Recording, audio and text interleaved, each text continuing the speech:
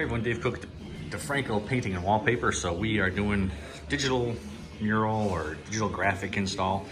So one of the things we want to make sure we emphasize is why you need to check your paper versus the graphics. So the wall on here, it says install size 145 inches by 137. And the total size 154. So on the paperwork, it kind of shows the panels. What are these? On one of them, I don't have it here. It shows the panel sizes. So we measured a couple different times, but what they wrote on here versus what they printed there were two different things.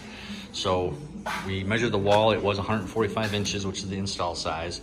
And then the graphic itself ended up to be 162 inches wide. So it didn't really matter on the middle piece. The middle piece was the middle piece. It didn't change. It changed on here as far as if they wanted it centered, which side gets cut off. So that's something with your client as you're going through what the graphic looks like. What do you want cut off? Is there something that's more important or not more important?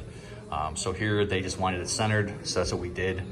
Overall, it's still laid out pretty close to how it was done, but it really plays into the effect of making sure the actual size of your wall, actual size of the mural. The other part was the height.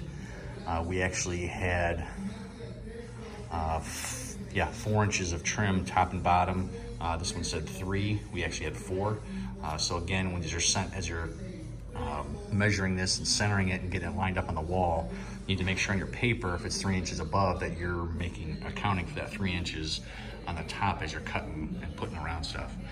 I can't remember who this was done by. Area Environmentals, which I've never heard of, but they are the ones that printed this. And actually this was a very nice install. The paper hung really well. We used Dynamite 234 strippable clear adhesive. We booked it for about 3 to 4 minutes. Pretty much we put it right to the wall because it was pretty thin and a lot like paper. The only thing we had was when we were using our wallpaper, the brushes, as we were smoothing it down and trying to get it smooth and getting the bubbles out, the brushes itself actually bled, so the ink actually came onto our wallpaper brush. But otherwise, it wasn't too bad.